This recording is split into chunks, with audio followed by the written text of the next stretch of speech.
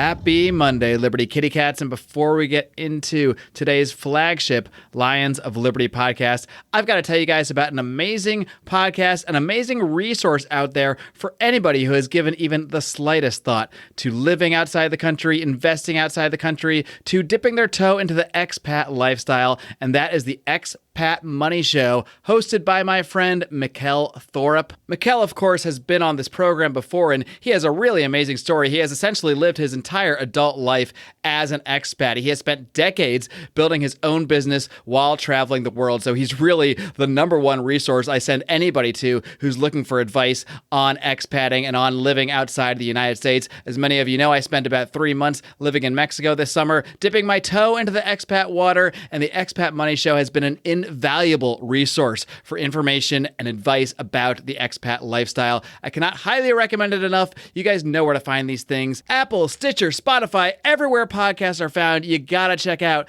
the Expat Money Show. Welcome to the Lions of Liberty podcast. Here's your host, your guide, your shining beacon of liberty, Mark Claire.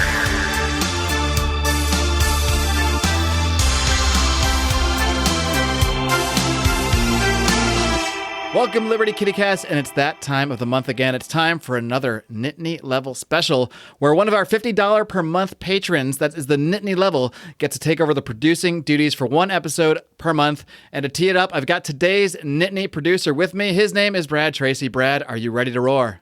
Hell yeah, brother. Let's do this. All right, Brad. So why don't you just tell us, get right to the point here. What did you set us up to do today? Why did you set us up to watch? It's been movie reviews for some reason that have been really popular with these Nittany Level produced shows. Yeah, I hooked you guys up with a movie called The Conspiracy back from 2012, which is all about secret societies and how they operate. But I've been studying JFK for about I can't even tell you how many years now. And in 1961, I made a big speech about secret societies. And it's up for debate who he was referring to. Some people think the Russians, but I beg to differ on that. But, you fast forward 60 years and we got all this crap with COVID and we got all this, all the riots and all that, So, with the election coming up and, 2020 has been insane. So there's obviously still, yeah. So there's, there's obviously things that, hands at work behind the scenes. So, I just thought it'd be interesting to see, are they a thing, and what kind of power do they have, and is there a libertarian answer to that sort of thing? Cool. When did you first stumble upon this movie? Probably about 2 years ago. I had never heard of it. I think I hadn't either. No, yeah, it may have gone straight to video, to tell you the truth, and I saw it, and the first couple minutes they mentioned the Council on Foreign Relations, the Bilderberg Group. I'm like, oh, this is something that might be interesting, and it's got a pretty good plot twist there. Yeah, at the end. If you've heard a conspiracy theory, it's probably mentioned in this movie. I think that's safe to say. Yeah. Brad, we're about to hop off. I've got the Conspiracy Corner crew ready to review this film, but maybe just before we let you go, why don't you just give us a spoiler-free, because we're going to go through the whole movie on the show, but maybe just a spoiler-free review from Brad. What did you actually think of the movie itself? Oh, I think it's a fun movie. It's one of those, it has the home video look to it. A couple guys trying to make a documentary about secret societies. And then it's kind of like a found footage style almost. Yeah. And then they get in over their heads, to say the least, with this one secret society. So it's a quick watch. I think it's about an hour and a half, but it was a breeze. It flew. Yeah, it's a pretty fun watch, though. Cool, Brad. Well, before I let you go, I want to make sure you can plug everything you got going on. You have your own podcast. You have a really fun Star Wars podcast, as well as your own blog, so I'll let you plug away. Sure. If people want to find me, they can find most of my links right on Twitter. I'm on Twitter at Jedi4Liberty. That's the number 4, Jedi4Liberty. They can also find my Facebook group. They can, I post all the memes and links to my Medium stories. Yeah, you can look that up at the Liberty Theorist. And and we're also on Medium. And like you said, I do have a podcast of my own, but it's Star Wars in nature. We have a lot of fun. We do some deep dives. And that's the Scariff Scuttlebutt. You can find the Scariff Scuttlebutt, wherever you can find podcasts. But again, just go to my Twitter and you're bound to find the link there.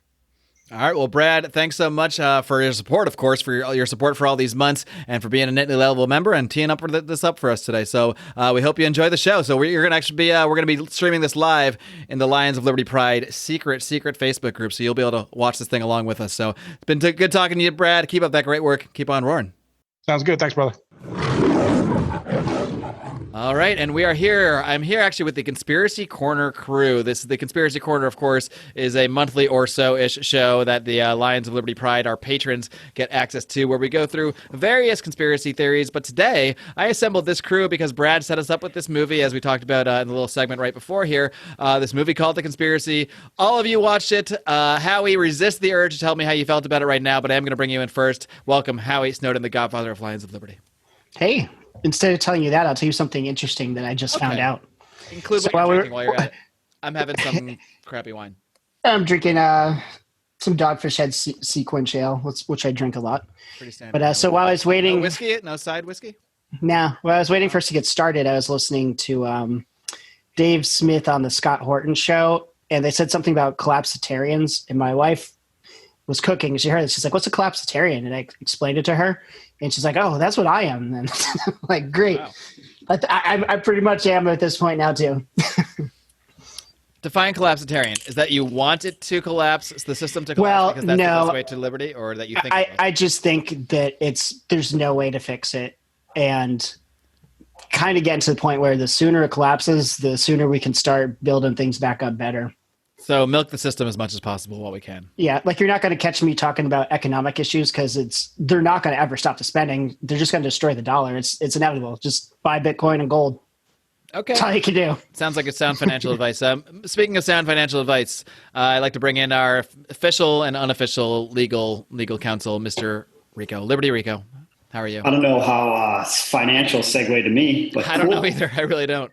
Because you're the only outstanding credit account I have. That's true. I should really start charging interest. On all my financial forms, I just do like any debt. I'm like, well, there's Liberty, there's Rico bucks debt, but carries over from year to year. You see, I have to explain the whole thing, and it's always. Rico's got the same interest rates as Jerome Powell. Credit companies don't understand it. Yeah, seriously, negative interest rates. Practically zero. You're making money. You owe me money now. That's actually how it works. Yeah, it may be. There was a lot of, I don't know, funny business with the books this year with no WrestleMania. Not really funny business, just complicated business. Yeah, WrestleMania is where we settle up and then reacquire new debt for the following year, and then this year. It's like the G8 summit for the Lions of Liberty. Pretty much. Did you guys see in the news link saying included a story about a pro wrestler who died? No, who was it? I didn't recognize the name. Yeah, I got to look it up. Well, you might have gotten those new links if you supported the Lions of Liberty on Patreon at the $15 level per month. You get Howie's daily news links, and there are a ton. Literally, this guy puts together like 100+ news links every day, and we get them every morning, and it's a blast. So that's just another reason to support us, if you like. I didn't get to see what I'm drinking, and I thought it might be the same thing as Howie, and it is. I noticed his green can. All right. And Isn't it good? It's so good. And actually, I was trying to figure out can you order beers like sour beers online? Because you can never find enough varieties. Probably not in this state. Maybe in yours. Yeah, I don't know. So. All right. Well, I thought about just going the whole show and acting like JB wasn't here, but I guess we'll actually bring him in. The doctor of science himself from the city where brothers love each other. JB. I should be fine with that. Just be sitting in, quietly. I'd like to I didn't have much to say on this movie anyway, but I'll tell you what I'm drinking. Some Yards Filthy Ale for, Philadelphia, as we lovingly call the city here. And I also have a margarita on the side. I was just in the mood trying to cling to summer, and whatnot. One reason to be in the Lions Liberty Pride and be in the secret Facebook group is so you get to see the live video stream of this, and you get to see my amazing conspiracy background. What do you guys think? I got my whole wall. Oh, that's amazing. My whole conspiracy. Did you do that just for this? I spent all night putting this together, cutting out articles. No, it's a green screen. I really wish I wish it was legit. I thought about pretending it was, but I knew JB, the science guy. He would have figured it out really quick. There's no pulling the wool. I would have been skeptical, but I don't know. I don't want to doubt your commitment to a gag. Would you think this light was real? The light in the corner? That light? That light? That doesn't actually look very real when I stare at it. Yeah, not really at all. All right, well, I do have a wall of conspiracy behind me, and it's appropriate because not only do I have the Conspiracy Corner crew here, where every month or so we hop on, talk about a different conspiracy for the Lions of Liberty patrons, but this month for our Nittany level special, man, there's so many different aspects to the Patreon. I don't even know where to start. But we are looking at this movie that we have all watched now, except Howie might have passed out for 15 minutes or so, as we discovered in the pre-show chat. This movie is called simply The Conspiracy. So we will get your full thoughts at the end, and I'm sure those thoughts will come out in the process of discussing this. But I'm just going to start off just talking about the movie, and you guys can chime in whenever you like. Whenever you hold up, breaking news. How did I know? Okay, go on. Keep in mind, Howie, this doesn't air the day we're doing this, so it won't the be rest. breaking for everybody. Well, it's for you. It'd be really old news. The wrestler who died is Road Warrior Animal. Oh, really? That's too bad. He was only 60. Wow. Well, in wrestler years, that's like 95. But Yeah, that's like really. all the steroids That's they were really doing. impressive. Sadly, I was thinking that. The other Road Warrior Hawk, passed away when he was like 45. Steroids aren't bad for you. I think the 80s steroids probably were. Look at Sylvester Stallone and Arnold Schwarzenegger are still with us. I don't know if it's steroids per se, as much as steroids plus a bunch of cocaine plus a bunch of painkillers plus falling, off of ladders 7 days a week. That's plausible. That's a lot for one frame. Toss all that together, plus probably tons of drinking and unprotected sex with roadies. And being a wrestler sounds fun when I say it like this. Hard living, man. Is it too late? You know, it's not too late because I just turned 40. Diamond Dallas Page, good friend of the show. I'm just going to say that. He doesn't even know he exists probably. But he did give me an awesome cameo thanks to another Lions of Liberty patron, Jason Carrier, an awesome cameo for my birthday. Those only need to be like 2 minutes, and DDP gave me like a 15-minute cameo. He told me a whole story about the Macho Man and like his match with the Macho Man, how much it meant to him when Macho Man let him win. Anyway, I feel like we're best friends now. And why was I talking about DDP? That's awesome. Because it's never too late to follow your dreams. Oh, right, because he didn't become a pro wrestler until he was like 39, I think, was that when he actually debuted. He wrestled from like 39 to like 46. Well, he still wrestles sometimes now, but he's my inspiration because if it's not too late for him, it's, well, probably just a little too late for me. Anyway. Mark, aren't wrestlers usually tall and like jacked? That's old school. What are you trying to say? That he's neither of those things? It's the year 2020. Okay. Wrestlers can be all sorts of sizes now. Fair enough. I guess I'm not being woke enough. 15 minutes? I should get him for my anniversary for my wife. She might not know who he is, but it sounds like a good deal. I don't know. Yeah, I'm sure she'll love it then, Howie. He acted like he knew who I was. He's like, Mark Claire, the Lion of Liberty. I'm like, so in my mind, he listens to the show. So if so, what up, DDP? Maybe we gained the listener that day. We gained one listener that day. There's a conspiracy I need an answer to right now. Okay. Where is that chirping coming from? I'm guessing Rico. Oh, yeah, it's probably here. It just stopped. There it is. What was that?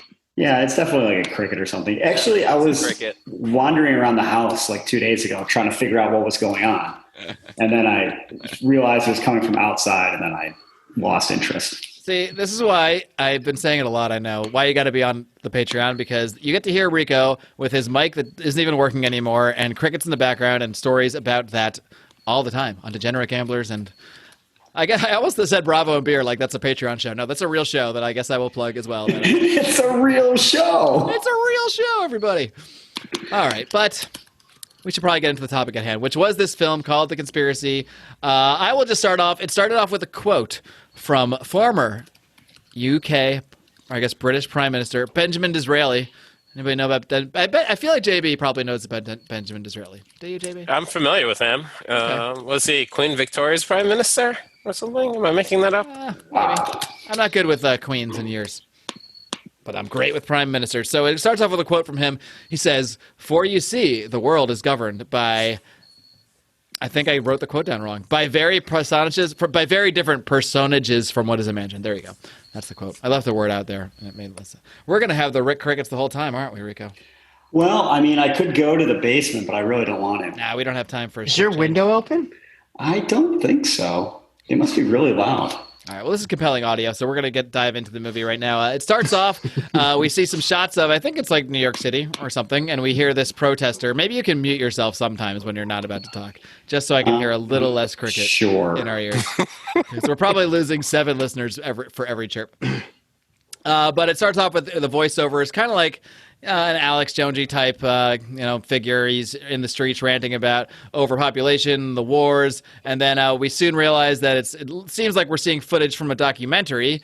And then we get a little headline that says, in 2011, two filmmakers started this documentary on this guy named Terrence G, who is the conspiracy theorist that these guys were looking to do or starting to do a documentary about.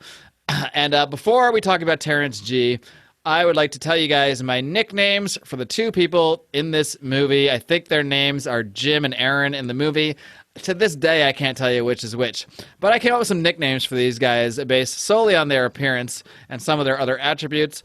I have named them Poor Man's Pinkman, because one of them looks like Jesse Pinkman, and Jason Fakelton, because one of them looks like Jason Stapleton, only a really even fake version. So what's the guy's real name is Terrence? What was your nickname? Nobody was named Terrence in the movie. Who's Terrence? Did you say Terrence G? Oh yeah, the conspiracy guy. Yeah, What was your nickname in college? It was Terrence. It's the dumbest nickname ever. And there's no good story behind it because it's not even my story, so I'm not even gonna bother telling it. Nope. All right, and this guy is like this typical fat, disgusting conspiracy theorist. He's got the wall of conspiracy, as I do behind me right now on the green screen, or is it? And he's basically just like your kind of standard conspiracy theorist. What do you guys think of just the portrayal of Terrence G as your sort of run-of-the-mill, stereotypical conspiracy guy?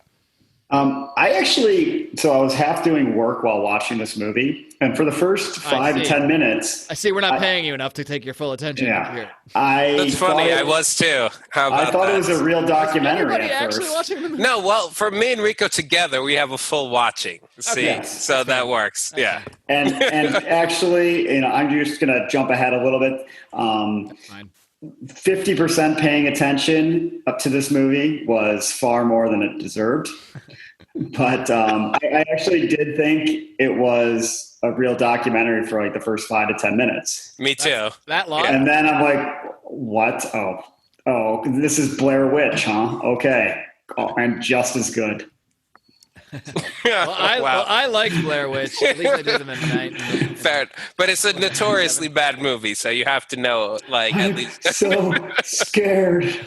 That's why. This is the thing that Wait, made I'm me confusing think you it with was. Saved by the Bell now. Oh yeah. I'm so Whatever. scared. I'm so excited. So They start off. go ahead, JB. I was just gonna say about Terrence being like portraying like this massive conspiracy theorist. It was funny, like at the very beginning, I guess in the camera, he asked the question that I asked a lot. It's like, if all these things are real and the government has all this power, why are they letting you know and do these things?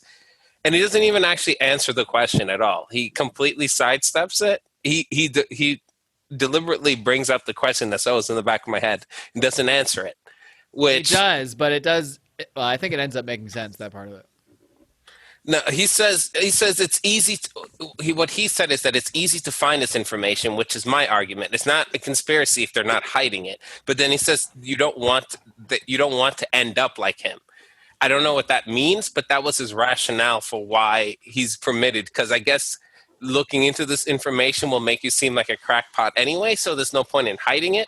I couldn't really make out, like, it didn't seem like he answered it. Mark, you seem to think otherwise? No, I'm not saying he answered it, but I think that him saying you don't want to end up like me is like, look at me, like I'm an outcast in society, like I'm living in this shit apartment, I'm a fat piece of shit, like this is my life because I'm so obsessed with this stuff because I came into all this knowledge. But I think him saying why don't they do something about it ties into the plot is what I mean, not into what he was saying, but the fact that not long after they seem to do something about it. Yeah.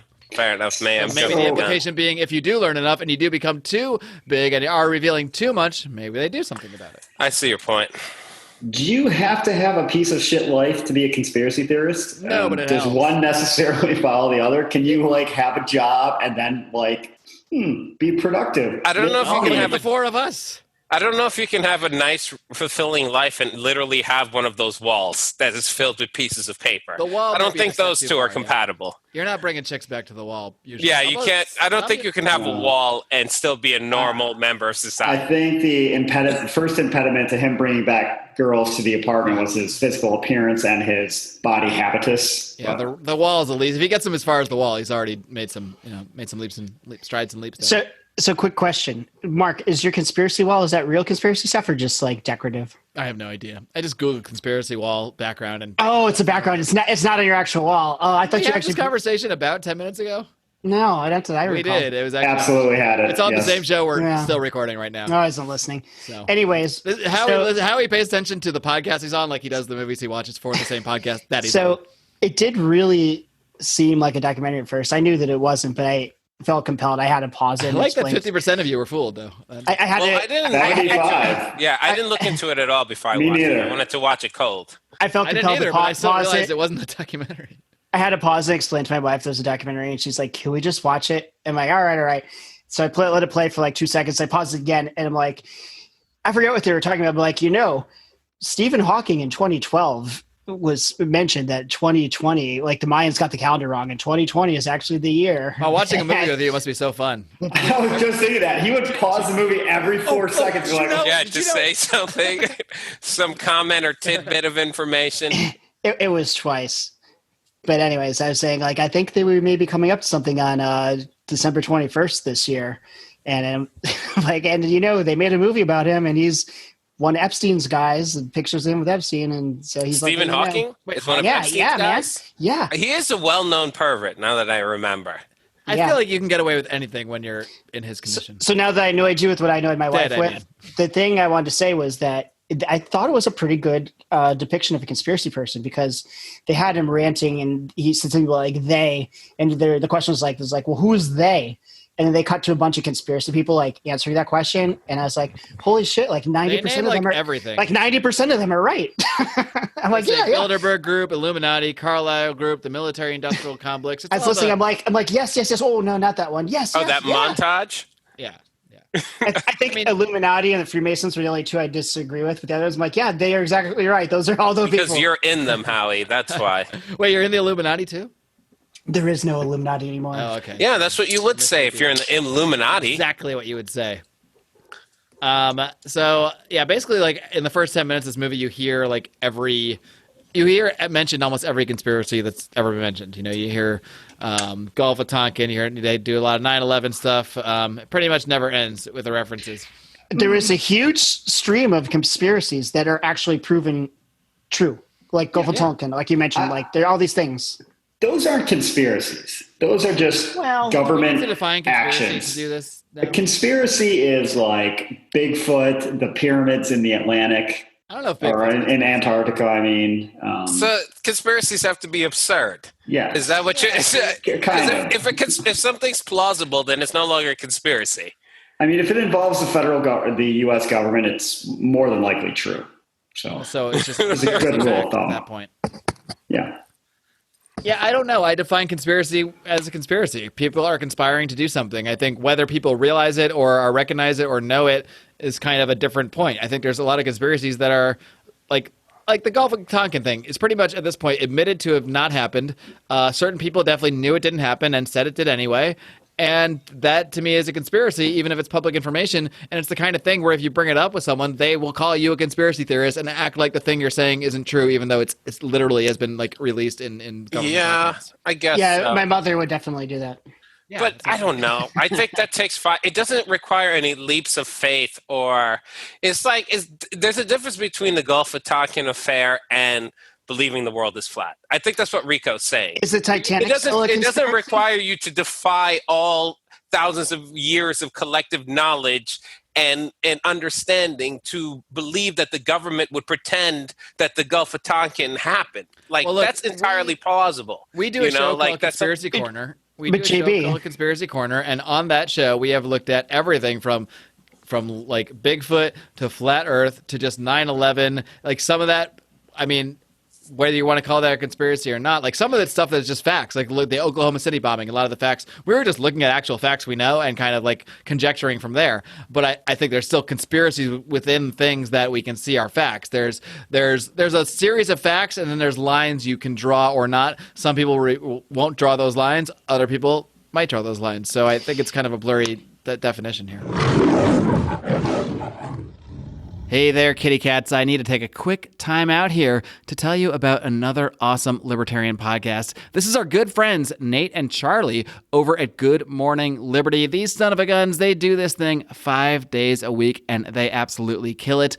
These guys are both musicians, and they both actually own a business working in the healthcare IT industry. So they've seen a lot of what goes on in a highly intervened in market like healthcare. So they have a lot of great insights, and they really do a bang-up job talking about current events and really speaking to a lot of the news that's in the headlines and filtering it all through the ideas of liberty and kind of shutting down socialist solutions that come up. So you can find more by subscribing on all your favorite podcast app. Wherever you listen to this one, you can you can definitely find Good Morning Liberty, or you can check out their website, BernieLies.com. What a great name. Head over to BernieLies.com or search for Good Morning Liberty. You are not going to regret subscribing to this awesome show. JB, what do you think about the conspiracy that the whole flat Earth thing? It's like how he's pausing the movie, how he's pausing the podcast for the whole flat Earth thing is a conspiracy to make conspiracy theorists look ridiculous. Like it was purposely spread by people knowing it's bullshit. There could be any number of conspiracies that we've gone over on this show alone that would do that job. So I don't know. But I mean, do you think it's possible that the powers that be spread this to get like fools to fall for it? No, I don't. I honestly don't think it's worth anyone's time to do that. I don't think they need to do it. I think other people are exactly. going to do it anyway. Say, so it helps the stuff case. like that happens organically, and they can maybe fan the flames or maybe ignore it to let it spread. But I don't think they need to. I'll tell you what. I wouldn't be surprised if certain conspiracy theories got promoted more in mainstream media because knowing that they aren't true, in order to lump them in with things that might be true. That would not be too much of a leap of faith for me. Do you think when our boy Terrence said you don't want to end up like me, the thought that came to my head was like, do you think some of these people like David Icke go a little crazier just so that they don't end up like him? Where they're like, they're saying a lot of right stuff and they're like, oh yeah, and there's these lizard people, just to be like, oh, we don't need to kill him. People David just Icke realize. Actually, until you get to lizards, like a lot of the stuff he says makes so much sense. You're like, oh yeah, that's that. I can see that happening. Yeah, I see what you're getting at there. Then he's like, and they're shape-shifting lizards. You're like, oh, okay. So it's like a shield. So it's like a crackpot shield. Yeah. And they've even asked him, like, hey, some people, or like Alex Jones, you have to be so over the top and so whatever. No one's going to kill you.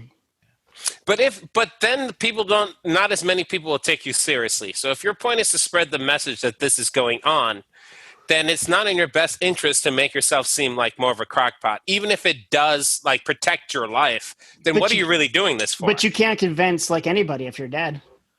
When I lived in England, yeah, that's fair enough. I lived in England like 20 years ago for one semester, and I remember when I lived there, I saw a documentary about David Icke, and that was because he used to be like a football broadcaster in like the 70s, I think, in England. And then do you mean soccer? Yeah, no, I mean football is what they call it there. Oh. No, it's called football there, so I'm respecting them and calling. But you're confusing our audience. Now our audience is smart. No, I was not confused that he was living in Britain. Confused? No. Okay. No. Only Harry. Great. So he was a football European / everywhere in the world but us football commentator, and then he like supposedly started hearing these voices and basically started to learn more about the true nature of reality and blah, blah, blah. But a lot of what he says, like, I think is really smart and makes a lot of sense. But I saw this documentary about him and they were interviewing him like in his car and they're like, a lot of people say you make a lot of sense until you start talking about, the shape-shifting lizard people. And he's like, they're like, is this like a metaphor? Some people think you're just using this as a sort of a way to describe them, or some people think you're talking about the Jews. And he turns to the camera and he's like, no, mate, I mean literally they're shape-shifting lizard people. It's like, it's really funny. I heard him explain it though in a more reasonable way. Mate either. Yeah, he didn't say mate. He probably said mate. And this made a lot more sense when I heard it. But like he didn't see anyone shapeshift into a lizard, but he was told by multiple people that he trusted that they had experienced that. And he's like, this is just what I'm told. And this seems to make a lot of sense. All right. That makes a lot of sense. Yeah. Listening to people. Oh, I saw a person shift into a lizard. They saw someone shapes. JB, if it came out tomorrow as a fact that Hillary Clinton was actually a lizard person, how shocked would you be? Would you really be that shocked? JB would be shocked. Nah. You wouldn't be I don't shocked know. to be the doctor I'm of so science. jaded at this point. I'm not quite sure what would shock me. To It be honest, wouldn't be Scientific that. expert wasn't going to be shocked if someone is literally. It wouldn't be shape-shifting that lizard. shocking. I mean, like it's 2020. I wouldn't be shocked, but I'm uncomfortable that JB wouldn't be shocked. I really feel like you should be shocked. Billy Corgan from Smashing Pumpkins claims to have seen this. He talked about it on Joe Rogan's podcast, and like Joe, he wouldn't say who or what he saw.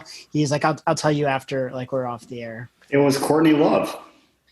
See, that wouldn't surprise me either. Ooh, I like And that it's connected to the death of Kurt Cobain. Which has This to be just covered became on a conspiracy corner someday. Maybe we'll talk about it in the bonus conspiracy corner segment we're going to do after we get back into this movie, which I think we should do right now before we forget entirely about it. So let's leave that one hanging.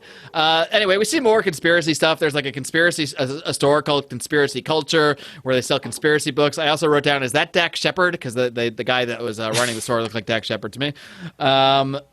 Like I said, they come up with that question, well, who is they? And then we get that little montage. It's the Bilderbergs, the Illuminati, the Carlyle Group. Then these two boners, they go, I'm calling these guys boners. These two boners, I don't know, I hate both the main characters in this movie. I don't know if there's any good reason, but I just hate the Stapleton one. I hated the guy that was at his birthday party, but he was like so wrapped up he couldn't have fun. That was fake. He was That was brooding. Poor Man's Pinkman. Oh, okay, yeah. He's like, I think Aaron in the movie. I can't have fun at my birthday party. I got the conspiracies on my brain. I'm thinking about conspiracy. Oh yeah, he sucks too. You're right. I hate them both. You're right. Yeah, if I'm making a conspiracy movie, I'm not going to be sitting around my birthday party bumming it. I'm like, guys, you have no idea what I'm finding right now. This is crazy shit. Anyway, so these guys, they're getting to meet Terrence, and they go into this virtual chat room, and they say that they're friends. It's like this weird, like it's almost like The Sims. It's like you're actually in a room, a physical room with like other animated characters, and they say they're friends with T-Rex, which is of course is Terrence's nickname, and they're all just like, yeah, okay, whatever, guys. So then we find out Terrence has disappeared.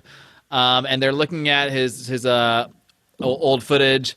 I think there was one thing where they showed the Pentagon video of the quote unquote plane hitting. I'm curious JB's opinion on this. Have you ever seen, besides this movie or within the movie either, the only video that exists on the planet that we've ever seen after the FBI went around and confiscating a bunch of videos of the plane hitting the Pentagon? This is like not a smoking gun, but it's one of the things that really makes me go like, okay, come on, really? About 9/11. What do you think about that? Have you seen it before this? You're muted, JB, by the way. My father-in-law and some of my coworkers were in the building Howie's when it happened. What's that? I was saying my father-in-law and some of my coworkers were in the building when it happened. So I'm not the saying question nothing is, hit the thing. I'm saying, Oh, yeah, yeah. it's weird. Seen that video that they shown of something hitting the Pentagon? Have you seen it before that they showed it in the movie? I think I have. But it's been a long time. It's the only video that's been released anywhere by the government or by anybody else of a plane, supposedly a plane hitting the Pentagon. You don't see a plane in the video. I mean, even if you do it frame by frame, you see something. Maybe it could be a plane, but it's completely parallel to the ground, like right. It couldn't be more than 10, 20 feet above the ground and goes straight into the building. It's just like a 4-frame video. It's just poof, and it's so quick. And I don't see a plane. That doesn't mean there's not a plane. I'm just saying maybe it's just a trick of how fast it is. But to see a plane going straight that close to the ground, I don't know, and not looking like a plane. I don't know. Color me skeptical, but I'm curious. I thought it was pretty well established it was a missile, but maybe that's just me establishing it. That's you establishing it. That's not. See, I'm just. I don't know if we could call that established. It's not the official narrative. Rico tweeted it from his Liberty Rico account in 2019. I'm assuming that the fact that earlier that day I actually saw planes hit the World Trade Centers, it probably was a plane. But then why don't we have any footage of it? But just wasn't the wreckage very suspicious? How it was? I mean, things often look different. Things often look different than you would think. It's not that they look different; is that there's the only video of it around like a very public. Oh yeah, building. but I mean, they do that shit. They take all the video all the time for like all kinds of reasons. Right. I guess my question would just be like, why wouldn't they show one? Why wouldn't they shut down conspiracy theories by showing one video? Because there's other videos of an actual plane hitting an actual Pentagon. Because they want us to sound crazy. Maybe that's actually the most plausible explanation. Yeah, maybe they want you to sound crazy. Maybe they can't be bothered because they want me to get deplatformed for questioning it on. Yeah, maybe they think it'll open a Pandora's box, and they'll have to chase around everyone who questions everything and admire them. So it's better just to ignore you. That might just be the official policy. Who knows? There's reasons. I don't know if any of them are good, but. I don't know multiple personalities on the show. Like on most days of the week, I'm just conducting very straightforward, rational interviews, and then once in a while, I come on and just let my conspiracy child free. I don't know about you guys, but I didn't look into 9/11 conspiracies for like 10 years because at that point in time, like I knew there's so much messed up stuff the government's doing that doesn't sound crazy. Like, why would I get into something? Why would I get into something that's going to make people dismiss? I'm like, oh, maybe, but I don't know. The government does a lot of transparent, there's so much terrible stuff they're doing. I'm like, I'm going to focus on that instead of just being written off as a crackpot. Well, now that I'm a little older, I don't really care what people think. It seems like there's approximately a 50-year cycle where whatever they did, they're like, the public can know about it now. They won't even pay two minds to it. Did they release the JFK thing where it was pretty established again that there was multiple shooters just recently? I enjoyed the JFK's part in the movie. There was obviously JFK. The Gulf of Tonkin was his speech later shown to be a false flag. That operation, Northwood in Cuba? They released those documents saying it was CIA setup. It's like they give it 50 years. Like the Maine too in the Spanish-American War. Didn't that come out that was? Yeah. Well, maybe there were no official documents that the U.S. I don't know if that officially. I think we all just assume that, and reasonably so. But I think the Lusitania is also. They mentioned that in the movie too. The Lusitania is pretty much officially known that they purposely sent that boat into German waters to be.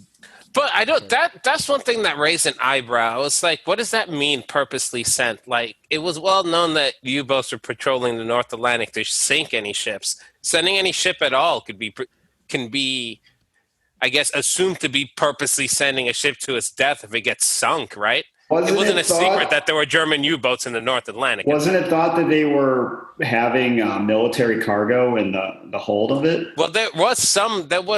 I think that was the German justification that the Lusitania was smuggling military equipment, which is why the U.S. would never do that, though. Well, I'm not saying that they didn't. I know. I'm just saying sending the Lusitania to its doom. Maybe that's the real conspiracy. The North Atlantic was filled with U-boats. Like, that was not I bet like it did, a secret. now I think about it. You know, you send any ship over, it's in danger of being sunk. It was a win for the U.S. government. They either get military supplies over or they have a justification to enter the war if it's sunk. It wouldn't shock me if they purposefully leaked information to some other source somewhere that this ship was actually not just Which war was passengers. this? It was carrying World War I.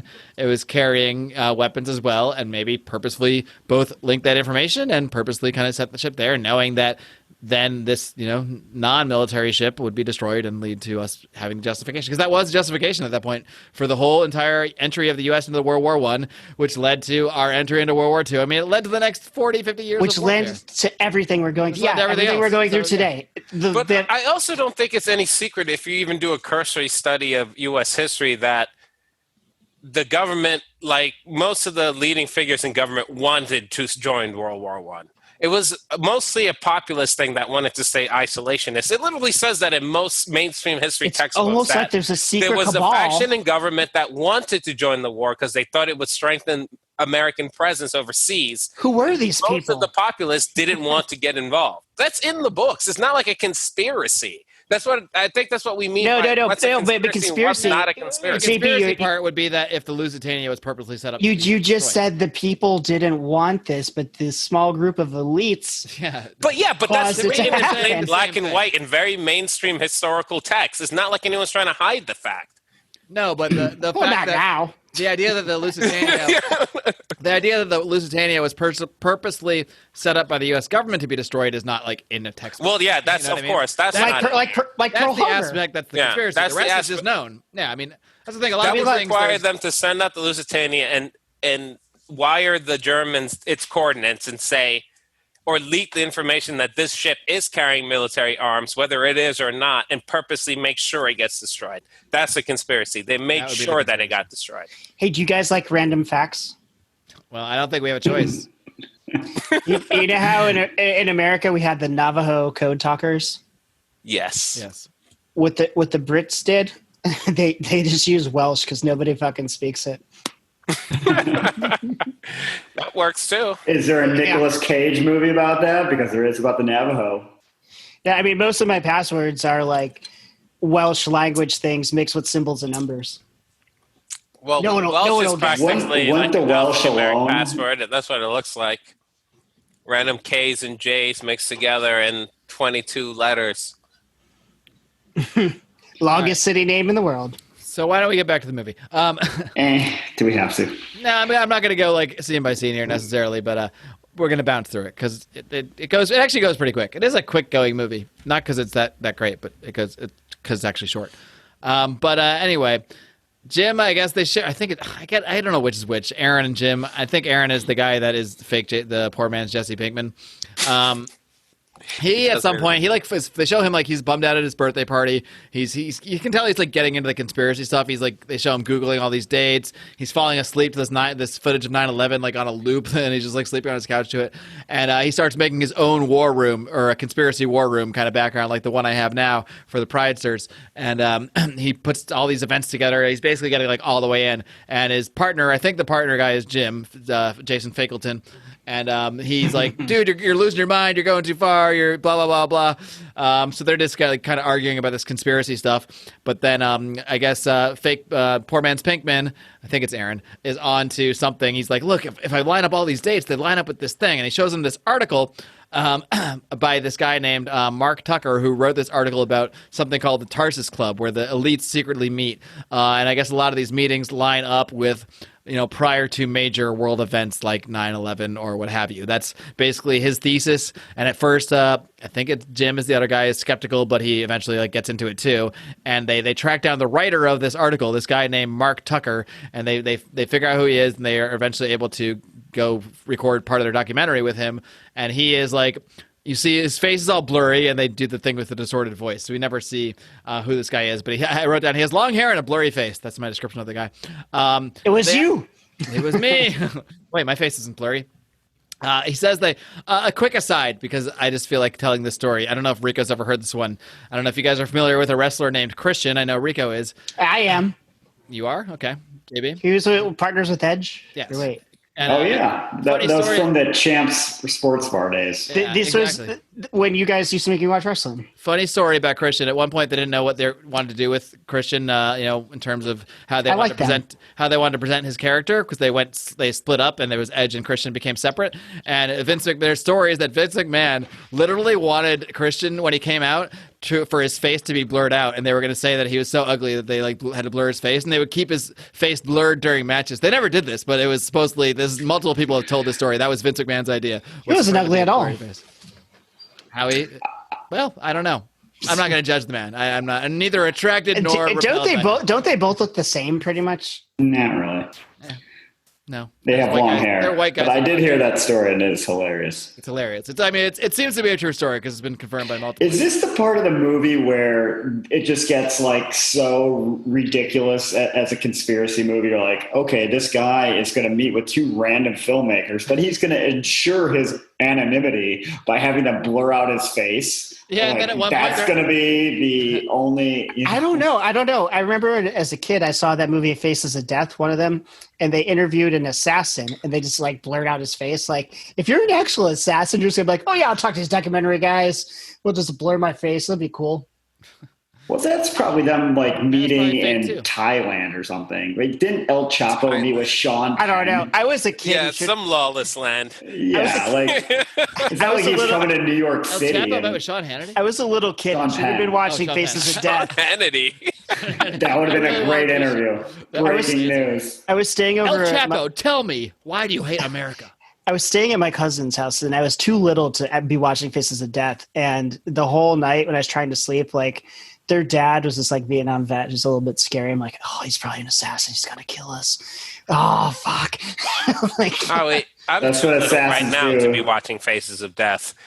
You shouldn't just be watching that. That stuff is just poison. It's mental poison. When you're a kid, it was my cousin's birthday party or something. When it was late and the parents were sleeping, we got to put Faces of Death on. Don't give them ideas. The next Patreon producer is probably going to make us watch Faces of Death now. I'm glad to have not seen it. It's not something I want to see at all.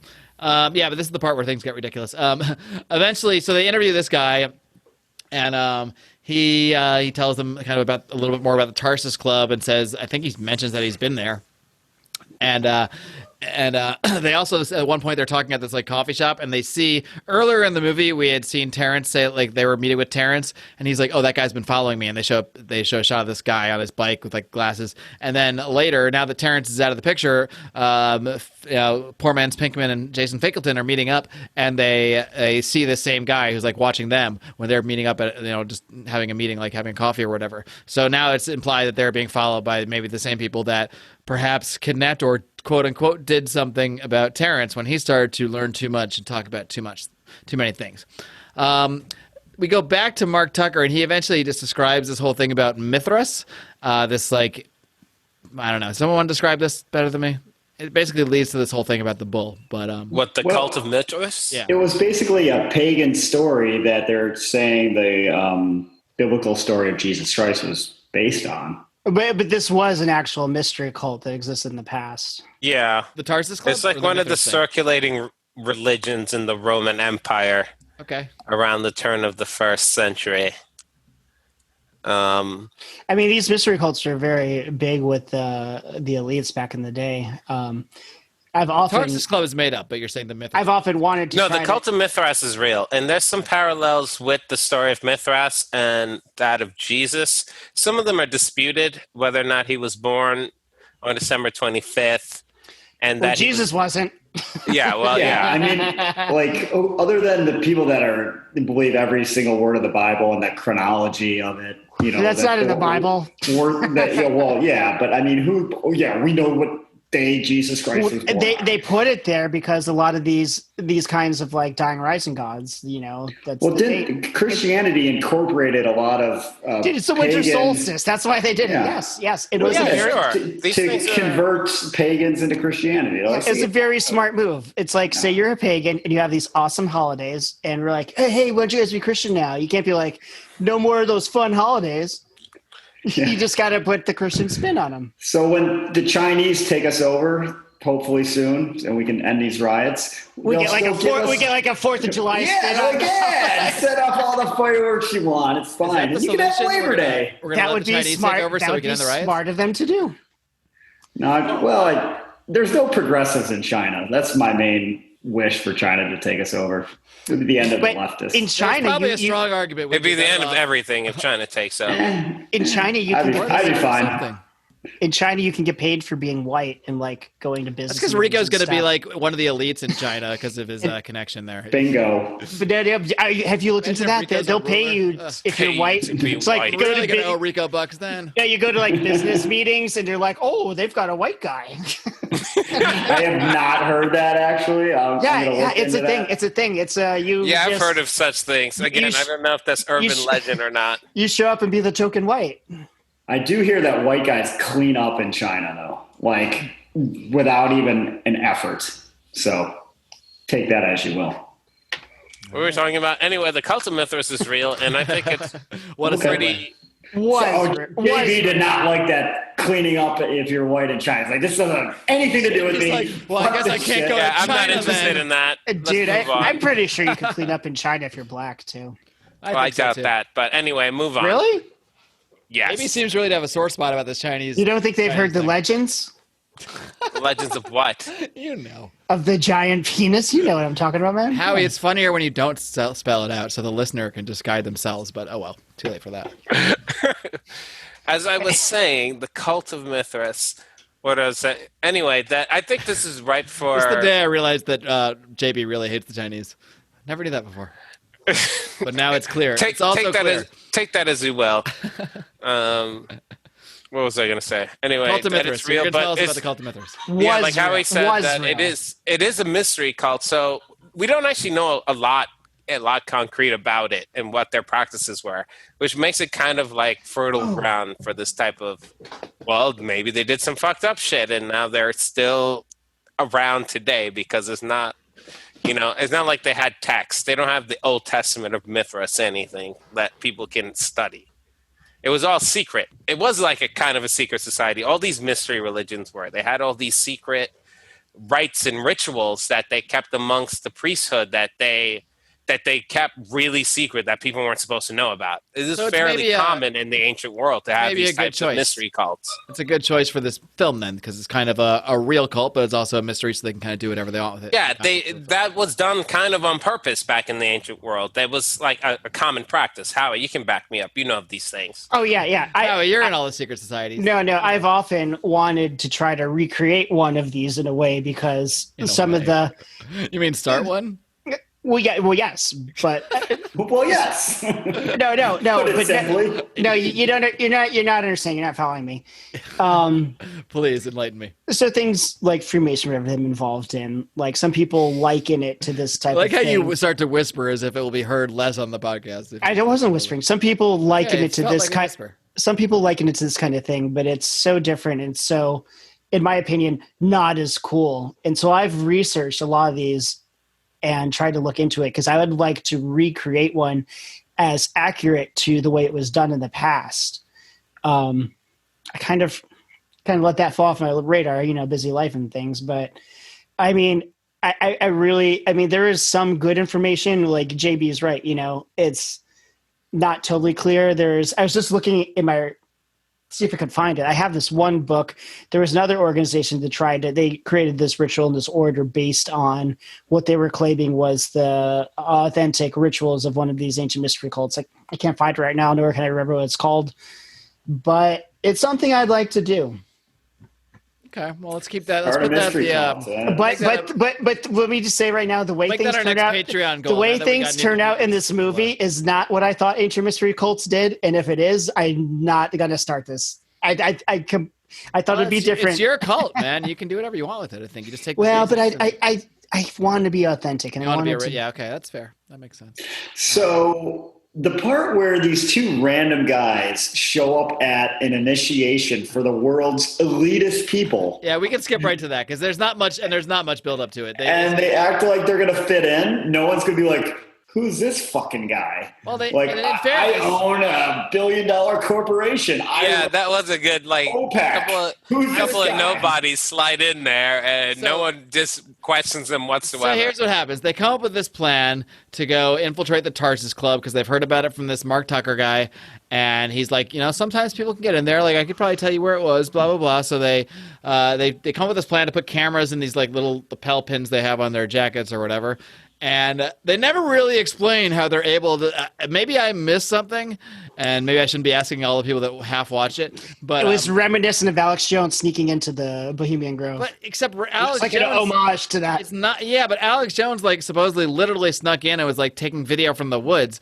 This they didn't even seemingly sneak in. They just they snuck in, but they just showed up in the clothes at the place and suddenly they're in. Well, you saw them laying in the dirt, in the forest. I mean, they physically snuck in, but you think once they're interacting with everyone. Yeah, these people they're going to be talking to people, and the people they're talking to are like, who the fuck is this? Yeah, shouldn't they know who they, or maybe it's so secret that you don't know who the other people are. I think they have an idea who else is super powerful in world affairs. If you show up in my lodge and I don't know who you are, and a couple people I ask don't know who you are, you're going to be in the back room with some of my officers making sure. You realize this is a public show, don't you? Yeah. This is nothing. If you come to Masonic Lodge and I don't know you and nobody seems to know you, you're going to be brought to the back room and examined to make sure you're really anally examined. I don't know if there's a better word for it. Interrogated? You're going to be asked some questions. And what happens if they're not supposed to be there, Howie? You say, get the fuck out of here. Okay. So you're just enforcing your apartment rights. After they're raped. Yeah. What happens in between those things? All right. So, they're all. What I hate is they're in this thing. Everyone's blurry visioned. I don't know. There's legal reasons they're blurry. They're still trying to make it a real documentary, so they're blurring out faces as if I don't know. They have to do that for legal. What about the fact the cameras were from the 1920s? It was a UFO photo from the 40s. You're oh, really? The other thing that's weird is they show it as if it's first person, from their face, but that's not where the camera's supposed to be. So we shouldn't even be seeing anybody's faces. But whatever, that's not the point. I was very thankful though that it wasn't as jostly as the Blair Witch Project. No, I'll give them that. They kept the camera steady at least. But then, wait, is this for the mainstream? No, This right? is a public show, Howie, as I have to remind So you. when this part happened, I also had to pause and tell my wife the story about when we were in college. And the one Do you think Howie pauses the podcast more that he's on, or the movies that he watches with his wife? the one night I tried to convince you guys that we should eat a bunch of mushrooms, watch the Blair Witch Project, and then go out into the woods and see how scared we get. But nobody would bite. No one would do it. Of course they wouldn't, because we would never do anything like that. Moving on. Under any circumstances. No, that's not true. We would totally order a mushroom pizza and go in the woods. That would be a normal thing to do. Let's see. What's that? So another thing I didn't like about them being in there talking to these people, they're all saying brother. It's just, it seems so forced. It was like they're trying to be like Eyes Wide Shut, only like not at all, and nothing cool, nothing fun was happening. Like there wasn't Eyes Wide Shut. Hot chicks. Yeah. Why didn't you throw an orgy in there? I guess there was no budget because they would have to actually pay models money. I mean, that at lodge you do call people brother. No, I'm not saying it's weird they're calling each other brother. I think it's weird they're calling each other brother when no one should know who these guys are and no one thinks it's weird. Although eventually someone thinks it's weird. I thought it looked more like what someone thinks a fraternity initiation looks like. It's like in their wildest imagination. It seemed nothing like what I would really think a secret cult would be up to. It seemed more like, that I'm picturing Eyes Wide Shut with the actual elitist cult. Like, why are you guys getting together and just doing this? Yeah, fraternity I mean shit? The Eyes Wide Shut cult's the more the kind I'd like to be able. It's like if there's no sex, there's no point in being in a cult. Is that what you're suggesting? If you're gonna, I think that's what we're suggesting about everything in life. All right, Epstein. Whoa, that was a leap too far. JB never mentioned who it was with. Exactly. So they go to this point where everyone's waiting in line to do this part of the ritual, okay? And we don't know what the ritual is. We have been told there's like this hunting of the bull thing that happens, but we don't know. We kind of, at this point, we think it's like a real bull. Is that what you thought it was? I didn't know. They didn't say. That's what I thought it was. I thought it was. That's what they said in the movie. Yeah. Like, That's what I thought it was. And I was like, what are these conspiracy guys harassing these people for? There's nothing wrong with this. This is fine. Well, Let's I would get argue out. hunting a bull is somewhat inhumane depending on the Yeah. situation. And I That's can not the see point. that, but it's not illegal. It's not a big fucking deal. It wouldn't be something to really expose. But Mark will go on. That's not what happened. So it's not. So Jason Fakelton is in line, and he's way ahead of Aaron for some reason. They get separated, and he's way up. He's about to go do the thing, whatever the ritual is, where they have to say their first name, their last name, son of whatever, and they renounce all other crowns, and then they get something put on their head. So Jason Fakelton goes in, he says his name, gets his thing. He goes out and sees himself in the mirror, and he's wearing this kind of creepy mask, but it's nothing crazy. And he just kind of moves out and goes in. And in that time, Aaron, I think is the guy's name, Fake Pinkman, and he sees Mark Tucker, this guy who's still blurry face, but we know who he is and we can tell. And he's like, Mark Tucker, what the fuck? What's this guy doing here? He's really thrown off by this guy being here. And he's like shaking everybody's hand. This is a guy that was supposedly exposing the whole thing. Turns out he's a part of it. So he's freaking out. He's trying to go get to him, his friend in the other room, Jason Fakelton. And these guys are like, you can't go in there. What are you doing? You can't go in there. No. And he's like, okay, I'll just calm down. It's fine. Because he eventually sees him walking out, even though he's walking out really creepily. Everyone's really creepy inside. They're wearing all these like weird eyes wide shut type masks. Only again, there's no orgy or anything like that going on to make it fun. This dude, so Jim starts talking to this dude, Jason Fakelton. I should just keep calling him to be consistent. Who's kind of like asking him some things, and they're talking in a little bit. But you get the sense that this one dude is kind of realizing, or maybe already knows that this Fakelton's not really supposed to be there.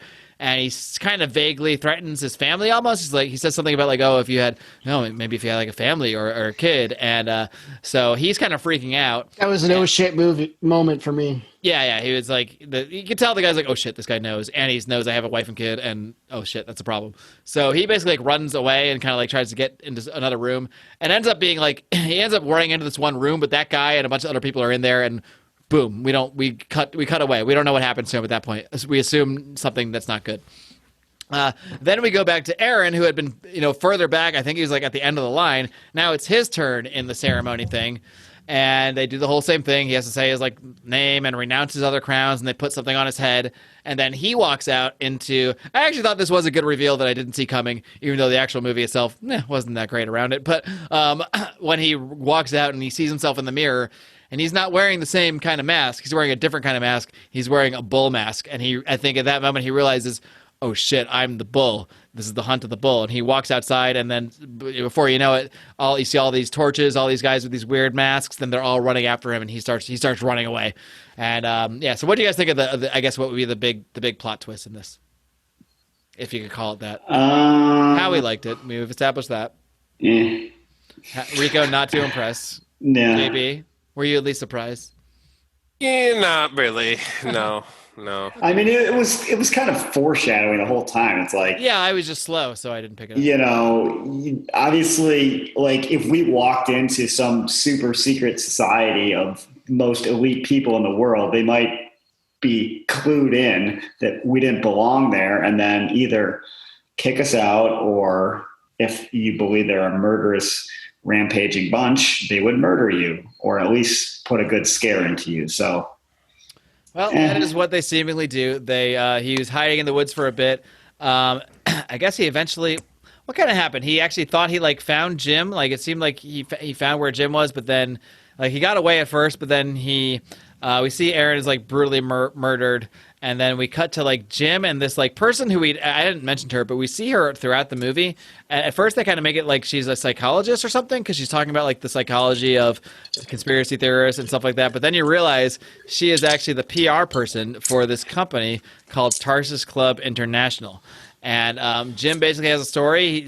Jim says that basically they're saying oh yeah, we get people that sneak into this thing all the time. We're actually used to it. They actually have a lot of fun with it, and they actually once they realize someone's snuck their way in, sometimes they have fun with them. They scare them a little bit before they kick them out. And Jim is playing along with this, even though we know that he knows that Aaron was murdered. But Jim is so freaked out, I guess, by the threats to himself and his family or whatever they said to him, that he is also just kind of going along, and they're like, oh, whatever happened to Aaron? You never saw him again? And he's just like, no, I guess, I don't know. He just disappeared. I don't know what happened to him. I guess he's out. So, and then they're interviewing this guy, William Jensen, who is the COO of Tarsus Club International. And, he says, they ask him he says people always ask me what do you say to conspiracy theorists that bring up all these accusations about you guys trying to control the world? And he says, well, I tell them the truth. I say it's true. There are global leaders, and we are meeting and we are working hard to create a new world. But he's spinning it as this thing not a conspiracy. He's saying yeah, there's people like me who are so caring, and yeah, we have meetings to try to figure out how to make the world a better place. And of course, that's what we're doing. That is what we are trying to do. But there's nothing shady behind it. We're just trying to help out. And then the movie pretty much ends, and that's it. So there you go. What do you guys think? Reviews now. 4-paw system. I was going to say I agree with IMDb. I'd give it a 6.5 on their scale. What? Wow. Okay. You're out of your gourd. You are out of your goddamn gourd. 6.5, that's not a good score. And there's not 6.5. This is not IMDb, Howie. This is Lions Liberty. If it's over 6, it's on IMDb, then you can watch it. See, yeah, that's six is a pretty good score on IMDb. 6 means you can I would be okay watching. I'm not gonna watch a movie that gets a 6. I'm not gonna watch a movie that gets a 6. Oh, so you were meaning to give it a bad review just now.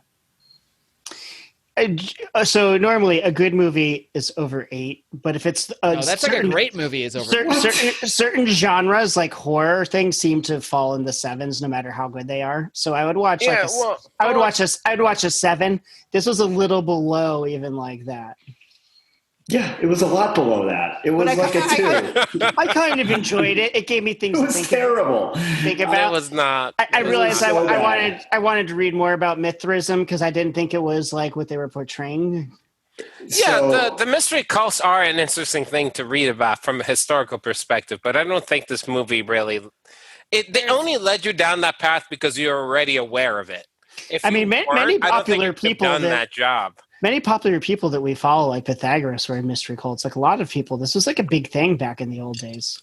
Yeah, I know. That has nothing to do because with like I whether this said, was a you were good already movie. aware of this. That's why it was interesting. I'm just saying I enjoyed them bringing it up. Bringing it to conversation. It's a conversation piece. Well, my conversation or my thought about this movie, as I mentioned, I had a conspiracy theory about it. I think the CIA must have some role in the making of this movie to make conspiracy theories so unappealing that people would lose interest in them, as I was. So you're saying this is a propaganda I was with you at first. But I don't think the point was to make it unappealing. But I do think... Oh, it was horrible. It was so boring. I do think that this movie and every other movie, I think, in Hollywood is being pushed, if not by the CIA, because they're just, an arm of the powers. But there's agendas. There's agendas behind all these films, and they're put out for a reason. So I don't know. I feel like if there's an agenda behind this film, it would be a bigger film. Like I would have heard of it before Brad mentioned it. I had never heard of it before, and it was out since 2011 or 12. It's not like the main CIA. It's like some newbie. It's like I got an idea. It's like the CIA interns. They're like, here's 50 grand. Go make a conspiracy movie that like kind of makes it look like conspiracies are shitty. Like, okay. Yeah, exactly. I mean, I don't know. I think you guys are going over. They did. I think he was a summer intern at the CIA. They did a pretty fair, like Anderson Cooper. They did the only other job he had besides CNN. Was he only an intern? I think they did a pretty fair. Yeah. Well, he had an internship at CIA, and then with no media background, became a CNN anchor. Now maybe he's just that charismatic and handsome, though, Howie. Yeah, good for him.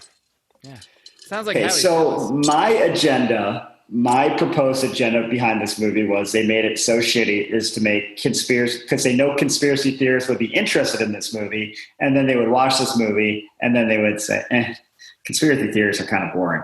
No way. They did a very accurate, I thought, portrayal of conspiracy theorists. And the things that they were saying mostly were true. I will say, I think that they did an interesting job of.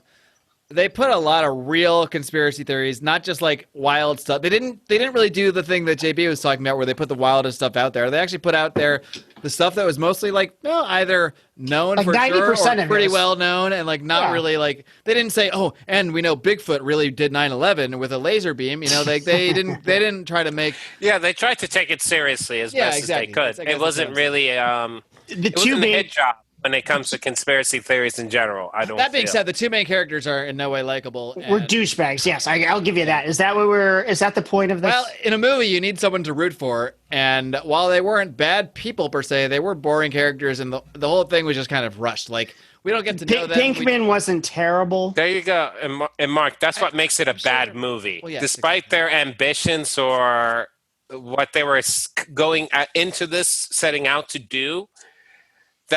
Those things that you're mentioning makes it a bad movie. Yeah, if we're talking about filmmaking, itself. Yeah, if we're gonna, it's technically sound in some ways. It looks like a movie, sort of, but no. I mean, it's okay. I would never tell someone, yeah, you got to watch this movie. I would probably never, literally, ever say those words unless I was about to tell them. Unless you want to listen to this podcast we just did about the movie and you want to know what we're talking about.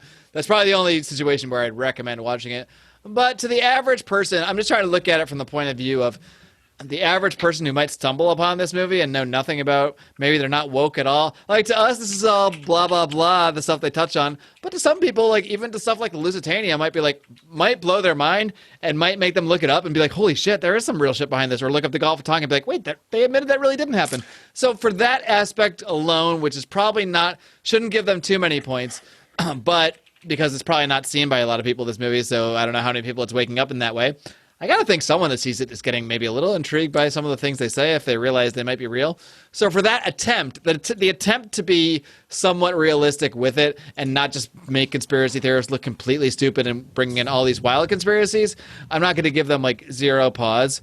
I'm not even going to give them 1. I'll actually boost them to 2 pause, but that's as far as I can go because there's 4 pause total here, and I can't go. That would be equivalent of a 5 on IMDb, I guess. So I'm comfortable with that rating myself on the 4 pause system. It's fine enough. There's red meat there for conspiracy theorist people and people that know a lot about these things, and I don't think they try to make the conspiracy people look stupid. They make them look right, I guess, in a way at the end.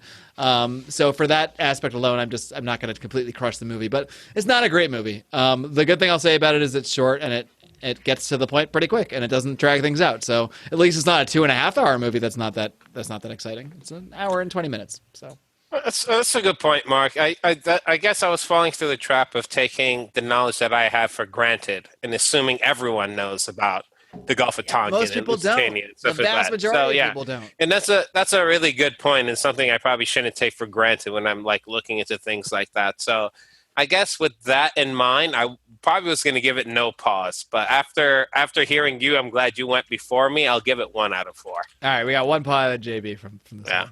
Okay. I'll give it 1-2, which is consistent with my 2 on IMDb. A 1 out of 4 would be 2.5. Yeah, the math works out. The math works out. Yeah, it's good. Howie, what's your final verdict here on the pause? 2 pause. 2 pause. Okay, so you're exactly where I am. Really, he looks like Howie's mad. It looked like he was yelling at the blue screen for a while before. I don't know. I'm trying to find this thing where if people are interested, they want to read about like a semi-authentic ritual from a mystery school. I have it somewhere. I just don't know where I put it. So I was searching through my email for Dark Side of the Moon. But whatever. The one that I create will be better. The one I make will be better anyways. Y'all join my cult, right? All right, well, I say we've officially reviewed this movie. And Brad, thank you for your support. Thank you for teeing this movie up. I'm sorry that it did not get 4 stars all around. But some of us found some value in it. I found value in watching it and then doing a podcast about it. I'll say that because I had fun here today. So we get a somewhat mediocre average of 1.5 pause. That's pretty. That's pretty low. We should find out what he thought of it. Did he think it was a shitty movie that he just wanted us to make fun of, or did he think it was like a really, really good movie? And he's like, but then we might crush him. I don't want that. Yeah, I don't want to be an asshole. Well, guys, it's in the chronological order of this podcast. We already talked to Brad. You guys just didn't hear it, so. Oh, okay. So you'll find out. You're going to find out when you listen to the episode before you hear yourselves. So that gives you a reason to listen to the episode that you were just on. It's because I need your downloads. So I'm going to make. I don't listen to episodes I'm on. Well, Howie, I need you to start today because we really need the numbers, and we could really. My phone downloads it anyways, man. Oh, okay, well then never mind. That's all I care about.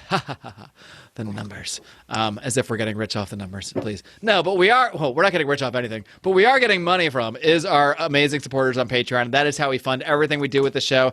That is how, despite the fact that we all 3 of us had computers that were crippling and on their deathbeds, we are now able to still podcast people. We're able to buy ourselves new computers so that we can actually make this thing happen. If you notice, if you listen to Electric Liberty Land lately, while you do hear Brian complain about a lot of things, you do hear him complain about his possible coronavirus, although he didn't call it that. You do hear him complain about everything else. He hasn't complained about his computer in a few weeks, and that is thanks to the Lions Liberty Pride. So again, patreon.com/Lions Liberty. We got levels for everybody. You can even produce a show like you heard Brad do today. You can even force us to watch a 1.5 star average Lions Liberty review. We should create a website based around these reviews. What does that movie have? They reviewed 3 movies total, and that one's got 1.5 pause. Okay, right. Have we reviewed other movies before?